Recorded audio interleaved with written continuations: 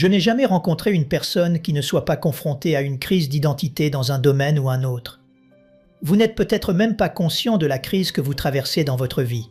Pourtant, les questions de savoir ce que je suis, qui je suis et ce que je suis censé faire de ma vie sont deux des enjeux les plus importants que vous deviez résoudre. Le plus grand leader de tout l'Ancien Testament était Moïse. Je veux dire, Moïse a, par essence, créé la nation d'Israël. Il y avait la famille des Juifs, mais la nation d'Israël est née grâce à Moïse. Moïse fut le plus grand dirigeant de l'Ancien Testament. Il a libéré les Juifs de 400 ans d'esclavage. Dieu l'a choisi pour donner les 10 commandements aux hommes. Et il a écrit les 5 premiers livres de la Bible, la Genèse, l'Exode, le Lévitique, les Nombres et le Deutéronome. Il serait difficile de nommer quelqu'un de plus important que Moïse dans l'Ancien Testament. Mais tout a commencé quand Moïse a appris sa véritable identité. Car c'est un homme qui a grandi avec une identité confuse ou, en réalité, une identité fausse et factice. Vous connaissez l'histoire. Les Juifs étaient esclaves en Égypte depuis 400 ans. Un jour, Pharaon décida qu'il y avait trop de Juifs dans le pays. Il ordonna donc que tous les premiers-nés, tous les jeunes garçons, soient assassinés, mis à mort. La mère de Moïse élabora un plan. Elle se dit « Je ne tuerai pas mon fils ». Elle le plaça donc dans un petit panier et le déposa sur le Nil, juste là où la fille de Pharaon allait se baigner. On pourrait donc dire que Moïse a commencé comme un cas de panier, un cas désespéré. Il y a donc de l'espoir pour vous, d'accord? Il y a de l'espoir pour vous. Moïse a commencé comme un cas désespéré. Et comme vous le savez, elle a placé le bébé dans le Nil et a posté sa sœur pour surveiller le panier. Et bien sûr, Moïse fut recueilli par la fille de Pharaon. Elle ramena le bébé à la maison, c'était un bébé juif. Elle est égyptienne. Voici une identité confuse. Elle ramène le bébé au palais et dit à tout le monde que c'est son enfant. Moïse grandit en pensant qu'il est le fils de la fille de Pharaon, un membre de la royauté égyptienne. Moïse grandit en pensant qu'il est le petit-fils de Pharaon. Il n'est même pas égyptien, son identité est confuse. Et lorsqu'il devient assez grand, il apprend la vérité sur lui-même. Et cette histoire d'identité perdue et confuse, la façon dont il a découvert sa véritable identité et comment cela a changé sa propre vie et l'histoire. C'est l'histoire que je veux que nous examinions ce week-end. L'histoire est résumée dans le Nouveau Testament, dans Hébreux, chapitre 11. Sortez vos notes. Dans Hébreux 11, verset 23, nous avons le récit. C'est par la foi que Moïse, à sa naissance, fut caché pendant 3 mois par ses parents, parce qu'ils virent que l'enfant était beau et qu'ils ne craignirent pas l'édit du roi. Et au verset 24, c'est par la foi que Moïse, devenu grand, refusa d'être appelé fils de la fille de Pharaon, après avoir découvert sa véritable identité. Il a refusé d'être connu comme le fils de la fille de Pharaon. Il a choisi d'être maltraité avec le peuple de Dieu que d'avoir pour un temps la jouissance du péché, regardant l'opprobre de Christ comme une richesse plus grande que les trésors de l'Égypte, car il avait les yeux fixés sur la rémunération. C'est par la foi qu'il quitta l'Égypte, sans être effrayé de la colère du roi, car il se montra ferme, comme voyant celui qui est invisible. Lis. Dans ce passage que nous venons de lire, il y a tellement de matière. Nous pourrions consacrer toute une série uniquement à ce passage. Mais ce week-end, je veux que vous voyiez 4 choses. Le fait de savoir qui vous êtes, de savoir qui Dieu vous a créé pour être, de connaître votre véritable identité, pas l'identité que vos parents vous ont donnée, ni celle que la société vous a imposée, ni celle qu'un ex-mari, une ex-femme, un petit ami ou une petite amie vous a donnée, ni celle que les enseignants vous ont donnée à l'école. Connaître votre véritable identité produit 4 effets dans votre vie. Et c'est pour cela que nous faisons cette série. Je veux que vous voyiez ceci. Numéro 1. Connaître mon identité démontre une maturité spirituelle. Connaître mon identité démontre ma maturité spirituelle. Moïse, comme nous tous en grandissant, s'est posé les mêmes questions que nous. En grandissant, nous posons des questions comme « Qui suis-je ? D'où est-ce que je viens ? Où est-ce que je vais ? Que suis-je censé faire de ma vie ? Quel est mon but ? Ma vie a-t-elle de l'importance ? Ma vie a-t-elle un sens ? Que suis-je et qui suis-je ? Vous savez, si je brandissais un objet ici et que vous ne l'aviez jamais vu et que je demandais « Quel est le but de cet objet ?» vous ne le sauriez pas. Car la seule façon de le savoir serait soit de parler au propriétaire qui l'a créé, à l'inventeur d'une nouvelle invention, soit de lire le manuel d'utilisation, et alors vous sauriez « Oh, voilà l'utilité de cet appareil ». Il en va de même pour vous. Vous ne saurez pas qui vous êtes tant que vous n'aurez pas parlé au Créateur qui vous a fait. Vous ne saurez pas ce que vous êtes censé faire de votre vie tant que vous n'aurez pas lu le manuel d'utilisation. Nous commençons donc par Dieu. Hébreux 11, verset 24. Regardez à nouveau ce verset. C'est par la foi que Moïse, devenu grand, refusa d'être appelé fils de la fille de Pharaon. Entourez l'expression « devenu grand ». Le chemin vers la maturité spirituelle est aussi le chemin vers l'identité personnelle. En d'autres termes, plus vous vous rapprochez de Dieu, plus vous vous comprendrez en profondeur. Laissez-moi le répéter. Plus vous comprenez Dieu, plus vous vous comprendrez vous-même. La raison pour laquelle tant de gens traversent la vie en pleine crise d'identité, ne sachant pas qui ils sont ni ce qu'ils sont censés faire de leur vie, c'est qu'ils ne connaissent pas Dieu. Lorsque Moïse a grandi, il est dit qu'il a refusé. Entourez ce mot « refusa ». Ce mot en grec est arnéoma. Il signifie réfléchir puis désavouer. Cela signifie qu'il n'y a pas de retour en arrière. Nous avons ici un exemple clair de crise d'identité. Moïse est né esclave hébreu, c'est une chose. Mais il est élevé comme un Égyptien, membre de la royauté. Lequel est-il? Quelle est sa véritable identité? À un moment donné, il doit décider « Qu'est-ce que je suis? Suis-je un pauvre esclave juif ou un riche membre de la royauté égyptienne ?» Il a deux choix très importants. Je peux prétendre être le petit-fils de Pharaon. Et si je continue à faire semblant, même si je ne le suis pas vraiment, j'aurai la gloire, la fortune, un mode de vie luxueux et une carrière formidable. D'un autre côté, si j'admets ce que je suis vraiment et qui je suis réellement, fils d'esclave juif, alors je serai déshonoré, humilié, expulsé, et je ferai des travaux d'esclave le reste de ma vie. Lequel choisiriez-vous? Feriez-vous semblant le reste de votre vie? Moïse est un homme d'intégrité, et il refuse de vivre un mensonge. Il prend donc une décision qui ne change pas seulement son destin, mais change l'histoire. Si Moïse n'avait pas pris cette décision, mon ami, vous ne seriez pas assis là en ce moment. Vous ne seriez pas en train de regarder en ligne ou dans l'un de nos campus. Car si Moïse n'avait pas pris cette décision, il n'y aurait pas de nation d'Israël, il n'y aurait pas de Messie, il n'y aurait pas de Jésus, il n'y aurait pas d'église chrétienne. Rien de tout cela ne se produirait en ce moment si Moïse n'avait pas décidé de sa véritable identité. Il prend donc une décision qui change sa vie, et aucune pression de ses pairs ne pourra le persuader du contraire. Laissez-moi vous dire ceci. Une grande partie du stress dans votre vie survient lorsque vous ne savez pas qui vous êtes. Quand vous ignorez qui vous êtes, vous laissez les autres vous pousser dans des moules et des attentes que vous n'étiez pas censé remplir, et vous vous modelez selon eux. Comprendre en qui réside mon identité et ce que je suis est la marque de la maturité spirituelle. Notez qu'il est dit « Quand Moïse fut devenu grand », c'est la marque de la maturité. Et la personne la plus mature spirituellement qui ait jamais vécu était Jésus. Notez ce qu'il est dit de lui dans Jean 8, verset 14. Jésus a dit « Je sais d'où je suis venu et où je vais ». C'est ce qu'on appelle une identité claire. Il n'y avait aucun doute dans l'esprit de Jésus sur son identité. Il savait exactement qui il était. Et la maturité, écoutez bien, c'est avoir une vision juste de soi-même. C'est cela la maturité. Vous savez qui vous êtes et vous savez qui vous n'êtes pas. Vous connaissez vos forces et vous connaissez vos faiblesses. Vous savez ce que vous êtes appelé à faire. Vous savez ce que vous n'êtes pas appelé à faire. Vous connaissez le but de votre vie et vous savez ce qui n'est pas le but de votre vie. Vous connaissez votre passé, comme Moïse le connaissait, mais vous ne le fuyez pas. Je veux que vous écriviez ceci dans votre carnet. Je suis le produit de mon passé, mais je n'en suis pas le prisonnier. Vous devriez peut-être noter cela. Je suis le produit de mon passé, mais je n'en suis pas le prisonnier. J'ignore ce qu'implique votre passé. Vous ne connaissez peut-être même pas tout votre passé, mais vous en êtes le produit. Pourtant, ce n'est pas votre destin, car votre passé est révolu et vous pouvez faire des choix. Vous n'êtes pas prisonnier de votre passé.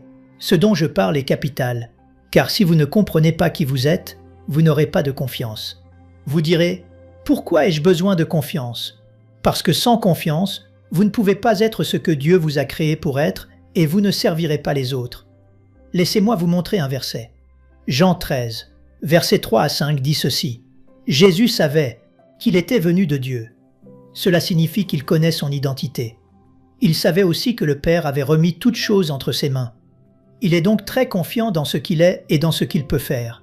Remarquez qu'en conséquence de la connaissance de son identité, il est dit qu'il se leva, se ceignit d'un linge et commença à laver les pieds des disciples, ce qui est une marque de service ultime. À l'époque, c'étaient les esclaves qui faisaient cela. Or, la Bible dit que Jésus a pu se faire le serviteur des autres parce qu'il savait qui il était. Les personnes peu sûres d'elles ne peuvent pas servir les autres. Les personnes insécurisées ne peuvent pas exercer de ministère envers les autres. Ce n'est que lorsque vous savez qui vous êtes.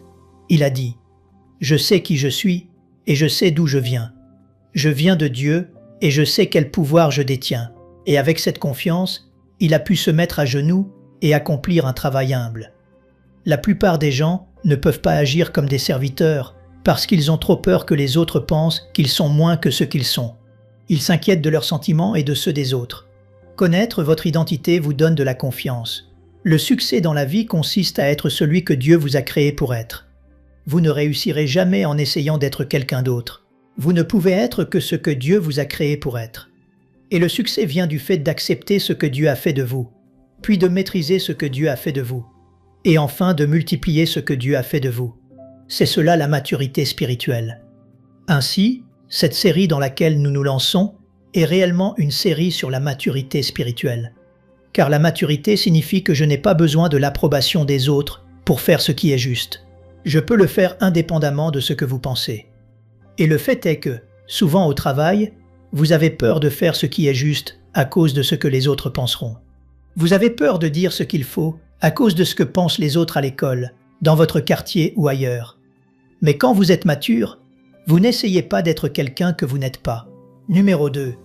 La deuxième raison pour laquelle nous faisons cette série est que la connaissance de ma véritable identité ne démontre pas seulement une maturité spirituelle. Elle définit mes responsabilités. Savoir qui Dieu a fait de moi, ma véritable identité, définit mes responsabilités. En d'autres termes, cela clarifie ce que Dieu attend de moi et ce qu'il n'attend pas de moi. Je vais vous choquer, mais Dieu ne s'attend pas à ce que je sois un chanteur d'opéra. Pourquoi? Comment le sais-je? Parce que je n'ai pas la voix pour chanter l'opéra. Je sais donc que Dieu m'a façonné pour faire ce que je fais, et ne m'a pas façonné pour faire beaucoup d'autres choses. Ce que je dis, c'est ceci. Dieu vous a créé pour faire certaines choses, mais il ne vous a pas créé pour tout faire. Et certains d'entre vous sont stressés parce qu'ils essayent de tout faire. Si vous êtes toujours stressé par votre liste de choses à faire, c'est que vous faites des choses que Dieu n'a jamais prévues pour vous, car Dieu ne vous donnerait jamais plus à faire qu'il ne vous donne de temps pour le faire. Vous avez juste assez de temps pour faire la volonté de Dieu. Ainsi, Dieu vous a créé pour faire certaines choses, mais pas tout. Et c'est un soulagement quand on s'en rend compte. Je suis heureux que Dieu ne me tienne pas pour responsable de talents que je n'ai pas, et Dieu ne vous tiendra pas pour responsable non plus. Mais vous êtes responsable d'être celui que Dieu vous a créé pour être, et cela nous ramène à l'identité. Connaître ma véritable identité définit ma responsabilité. Réfléchissons à cela. L'objectif de Dieu pour Moïse était qu'il devienne le libérateur national des Juifs. Dieu l'avait prévu 1000 ans avant la naissance de Moïse. C'est ce qu'il voulait que Moïse fasse de sa vie. Et ainsi, Dieu a tout orchestré pour que Moïse puisse devenir ce qu'il voulait qu'il devienne. Il a orchestré le choix des parents de Moïse afin qu'il ait exactement l'ADN nécessaire pour être le chef que Dieu voulait qu'il soit. Mais ensuite, il a orchestré le fait que les parents de Moïse ne l'élèveraient pas.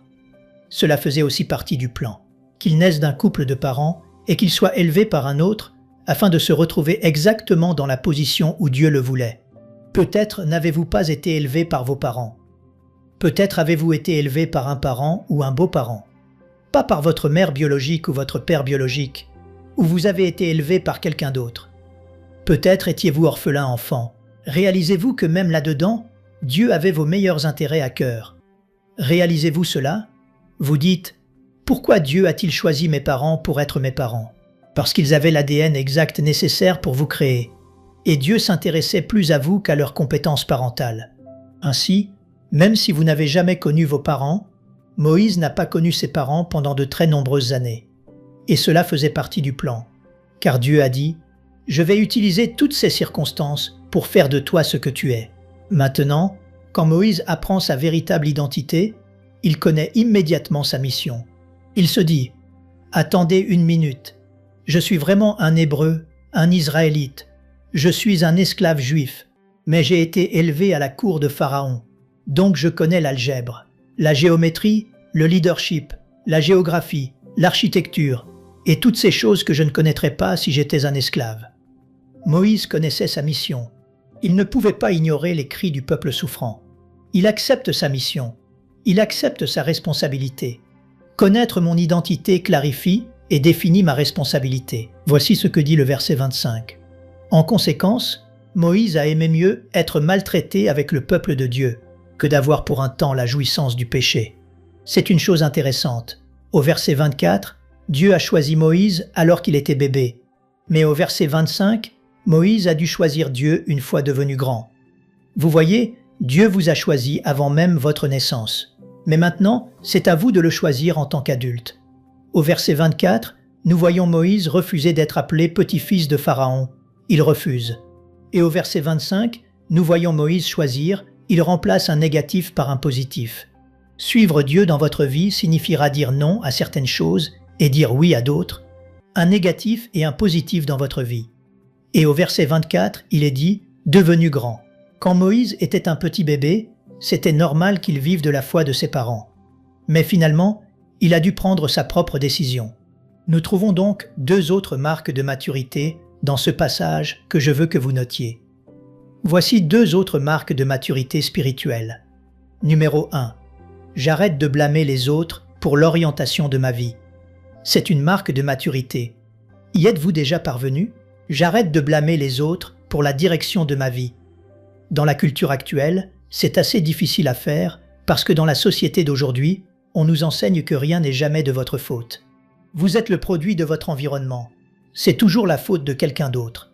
C'est la faute du gouvernement, c'est la faute de l'école, c'est la faute de vos parents, c'est la faute de la société. Et nous avons une société et une génération qui sont allergiques à la responsabilité personnelle, particulièrement dans les domaines de l'argent et du sexe. Nous sommes allergiques à la responsabilité personnelle. On l'évoque à peine que les gens s'énervent contre vous.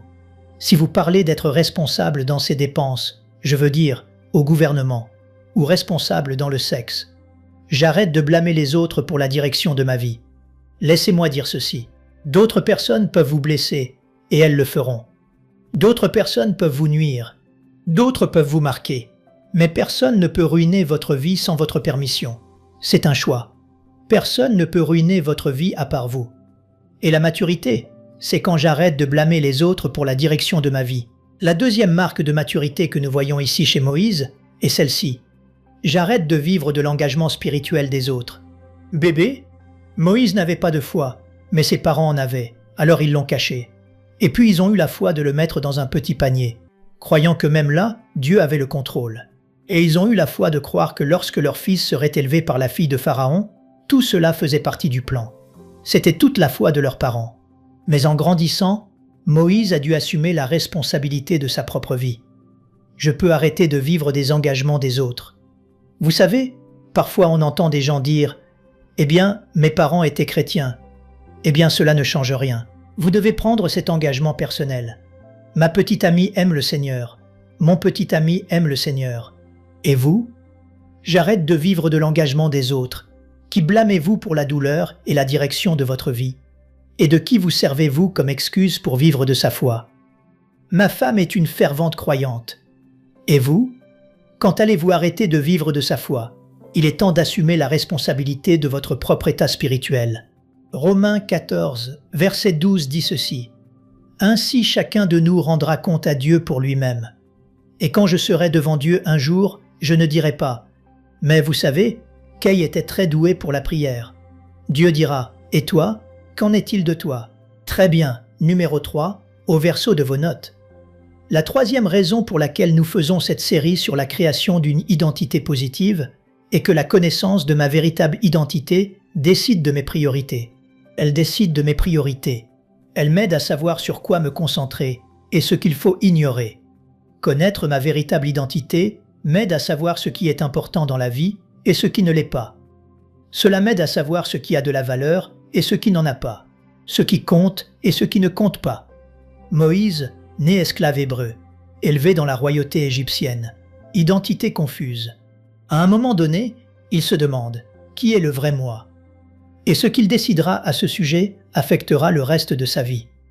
Il a plein d'excuses pour ignorer ceux qui souffrent tout autour de lui. Il pourrait regarder dehors et voir tous ces esclaves affamés, maltraités, abusés, mourant dans les fosses pendant qu'ils construisent les pyramides.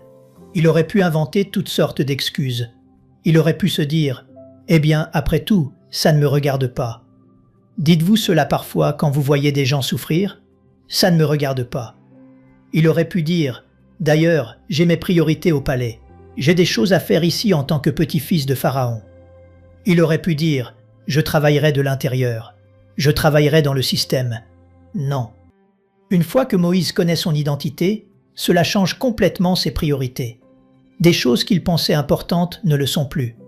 Des choses qu'il pensait sans importance deviennent soudainement de la plus haute importance. Nous trouvons cela au verset 26.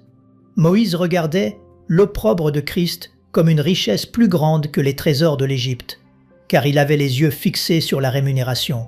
Entourait le mot « regarder ». Ce mot-là, en grec, signifie « évaluer ».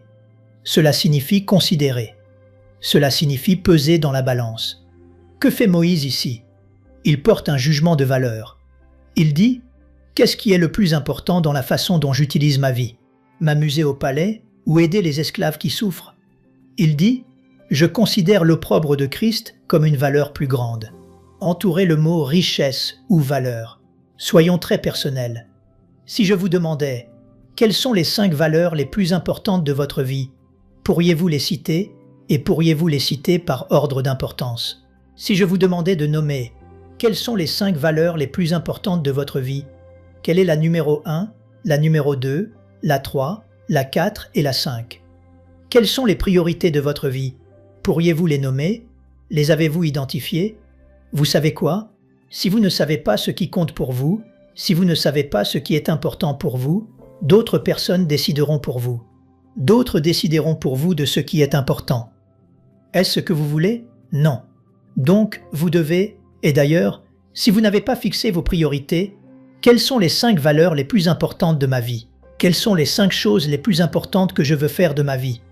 Quelles sont les 5 choses qui comptent le plus pour moi? Si vous ne les avez pas fixées, vous ne pouvez certainement pas vivre selon elles si vous ne les avez même pas identifiées. C'est donc votre devoir pour cette semaine. Je veux que vous rentriez chez vous. Je veux que vous vous asseyiez. Je veux que vous fassiez la liste des 5 choses les plus importantes de votre vie dans l'ordre.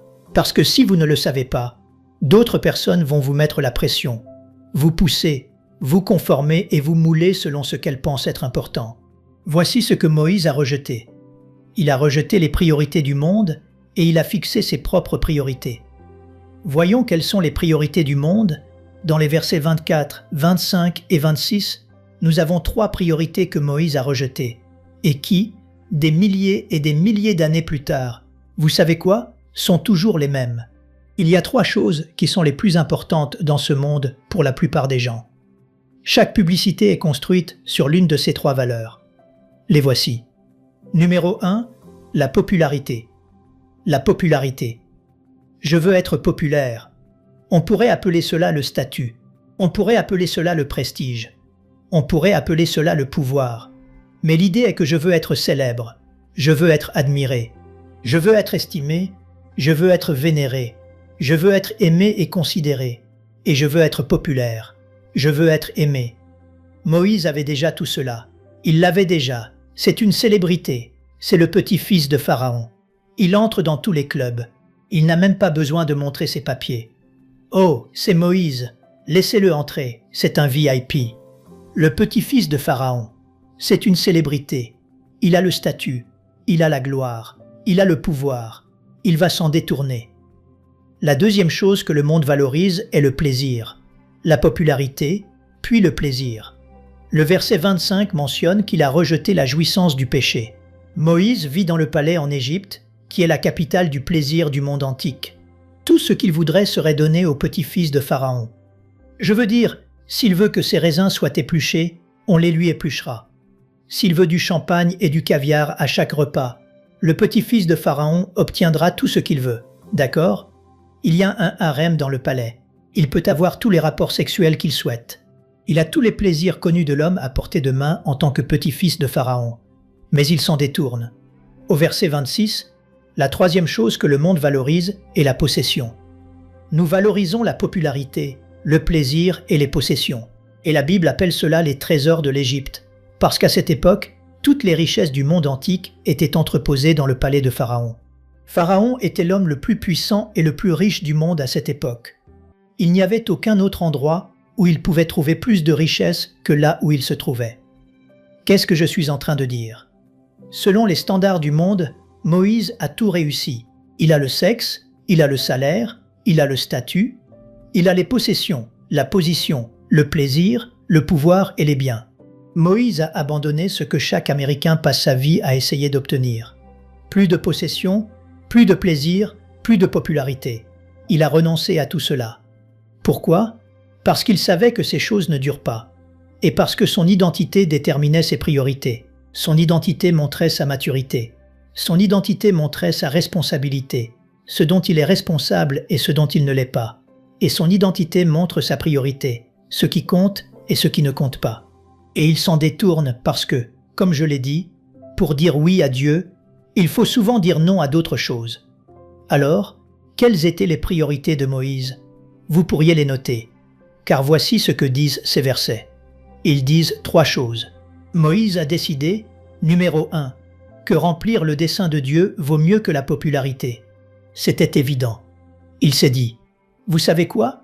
Voici ce que Dieu veut que je fasse de ma vie. Je ne serais peut-être pas aussi populaire que si je restais l'éventuel pharaon d'Égypte. Mais il s'est dit, vous savez quoi? Remplir le dessein de Dieu est bien plus important pour moi. C'est mieux que la popularité parce que la célébrité ne dure pas.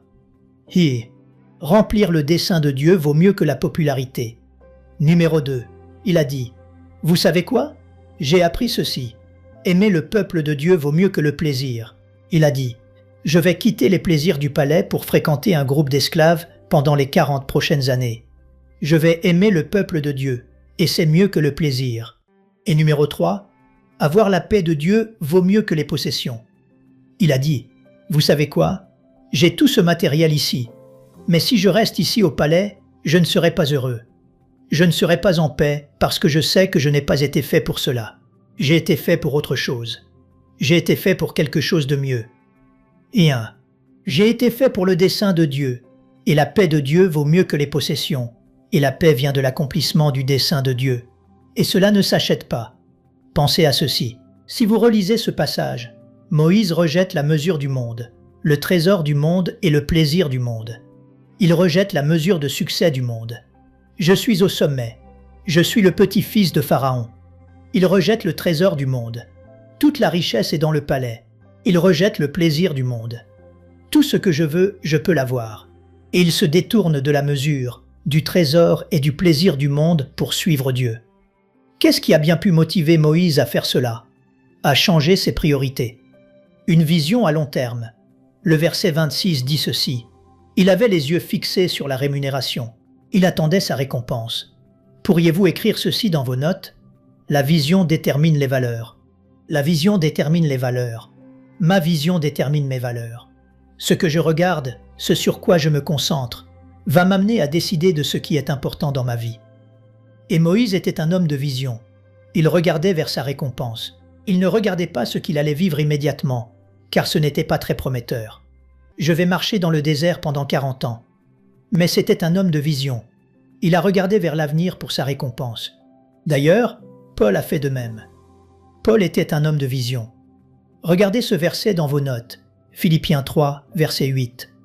Paul dit « Et même je regarde toute chose comme une perte à cause de l'excellence de la connaissance de Jésus-Christ mon Seigneur. » Oui, vous savez, cela n'a tout simplement pas d'importance. C'est sans valeur. J'ai mes priorités au bon endroit. Alors, récapitulons.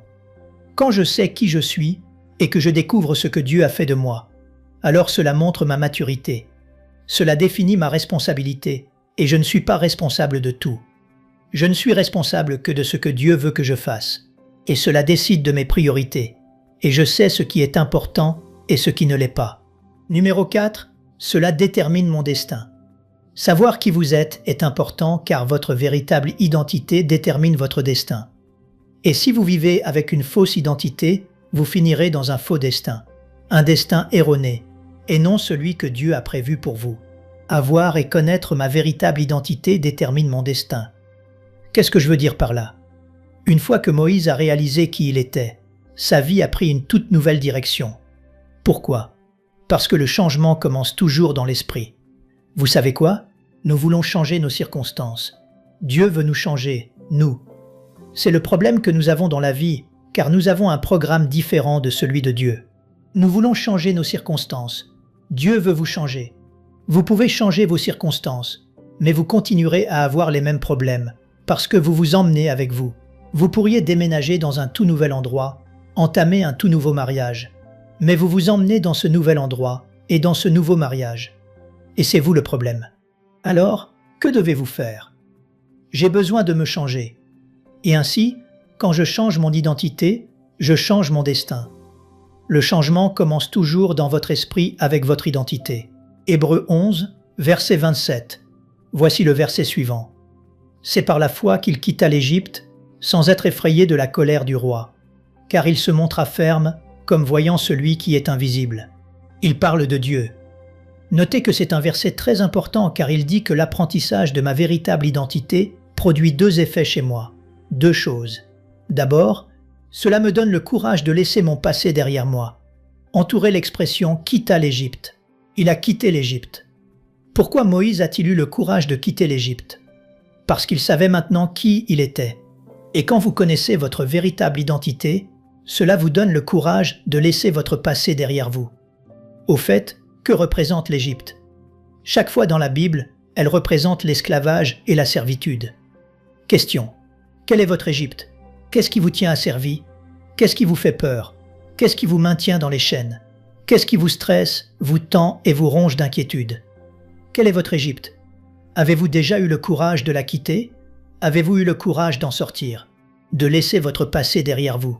Souvenez-vous, je suis le produit de mon passé, mais je n'en suis pas le prisonnier. Vous savez, une fois que vous devenez chrétien, Satan adore vous rappeler votre passé. Il adore vous rappeler « Oh, tu te souviens quand tu as fait ça? Rappelle-toi ce que tu étais. » Écoutez, chaque fois que Satan vous rappelle votre passé, rappelez-lui son avenir. Parce que votre avenir est bon, le sien ne l'est pas autant. Alors, rappelez-lui son avenir. Dieu a des domaines de leadership où il veut que vous serviez. Et votre domaine de leadership sera souvent celui de votre perte. En d'autres termes, là où vous avez ressenti la perte, le manque, l'échec, le besoin, Dieu va s'en servir pour aider les autres. Souvenez-vous, Dieu ne gaspille jamais une souffrance. Il dit donc, « Quand je connais mon identité, cela me donne le courage de laisser le passé derrière moi. » Il a eu le courage de quitter l'Égypte. Il n'a pas eu peur du roi. Et numéro 2, cela vous donne le courage de continuer. Notez la suite du verset. Il est dit, « Il se montra ferme » ou il a continué d'avancer, car il gardait les yeux fixés sur celui qui est invisible. Voyez-vous, quand vous savez qui vous êtes, les critiques ne peuvent pas vous blesser. Quand vous savez qui vous êtes, les problèmes ne peuvent pas vous arrêter. Quand vous savez qui vous êtes, la maladie peut vous retarder, mais elle ne vous détruira pas. Quand vous savez qui vous êtes, vous continuez simplement d'avancer. Tant de gens partent à la poursuite de leurs rêves ou de leur but dans la vie, et ils n'y arrivent jamais parce qu'ils abandonnent, car ils ont oublié qui ils sont. Remarquez qu'il est dit « Ils n'étaient pas effrayés par le roi ». Réalisez-vous à quel point c'est important. Cela ne vous semble peut-être pas exceptionnel, mais à cette époque, en Égypte, Pharaon était le Seigneur suprême, le souverain et le Dieu de tout le monde. Et Pharaon pouvait vous ordonner de faire n'importe quoi, et vous deviez le faire, sous peine d'avoir la tête tranchée. Moïse dit « Je n'ai pas peur de toi ». Pourquoi? Il sait qui il est. Vous voyez, la raison pour laquelle vous avez peur du désapprobation, la raison pour laquelle vous avez peur du rejet, la raison pour laquelle vous avez peur des autres, la raison pour laquelle vous avez peur de témoigner, c'est que vous ne savez pas qui vous êtes. Et ce que nous allons faire dans cette série, c'est regarder qui vous êtes en Christ. Et cela va augmenter votre confiance et diminuer votre stress.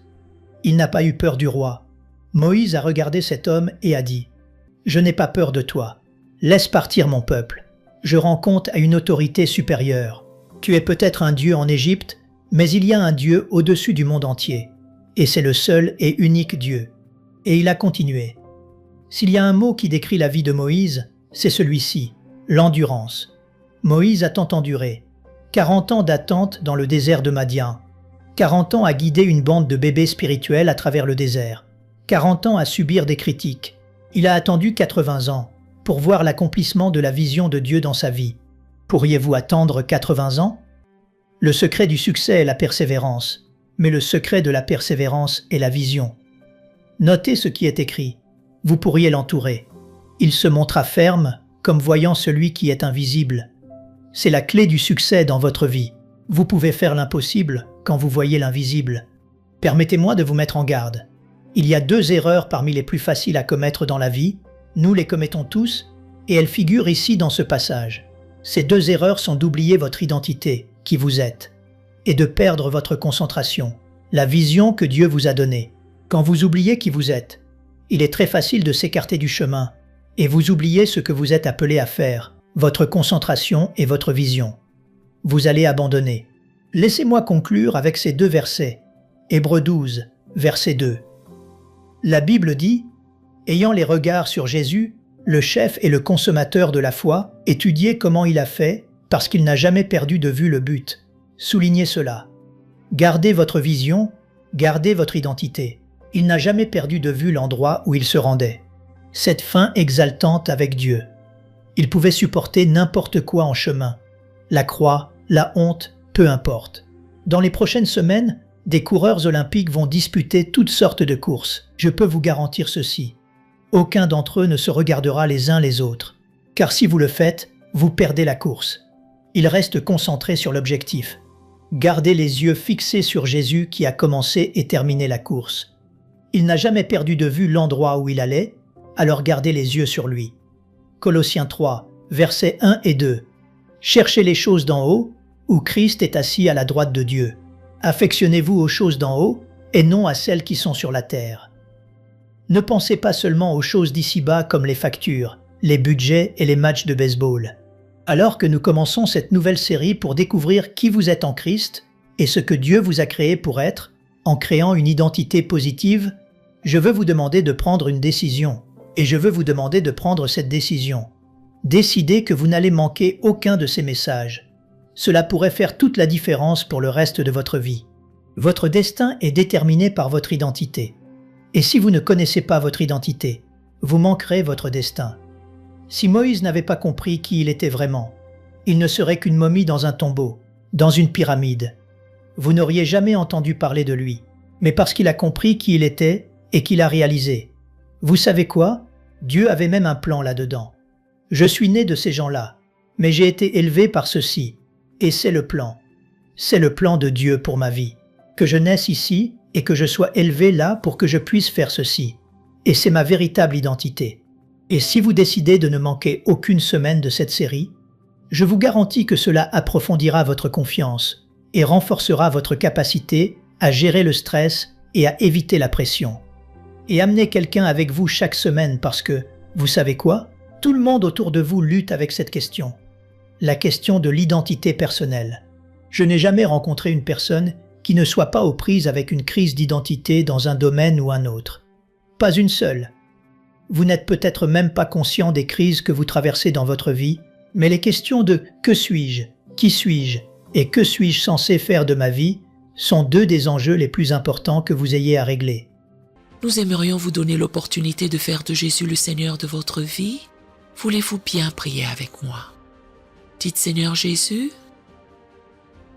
je me repens de mes péchés. Viens dans mon cœur. Je fais de toi mon Seigneur et Sauveur. Et merci Seigneur pour le baptême du Saint-Esprit en moi. Dans le nom de Jésus. Par cette simple prière, nous croyons que le Saint-Esprit vous conduit sur le chemin de la nouvelle naissance. Allez dans une bonne église dont le fondement est la parole de Dieu, passez par les eaux du baptême et donnez à Dieu la première place. Nous espérons de tout cœur que ce message vous encouragera. Si vous connaissez quelqu'un qui puisse être encouragé, s'il vous plaît, envoyez-le lui pour nous aider à atteindre plus de gens et à propager l'Évangile. Édifions le corps de Christ ensemble. Appuyez sur la cloche des notifications et merci infiniment de nous soutenir en vous abonnant à notre chaîne. N'hésitez pas à laisser vos requêtes de prière dans la section des commentaires. Sachez que même si vous ne voyez pas de réponse à votre requête, que ce soit sur YouTube, email, Facebook ou sur Messenger, nous avons prié pour vous. Nous invitons humblement le corps de Christ à soutenir chaque requête en écrivant une prière dans la section commentaires. Tenez-vous ferme dans la foi avec nous pendant que nous prions. Que la grâce et la paix du Seigneur Jésus-Christ soient avec vous tous et qu'il vous bénisse merveilleusement.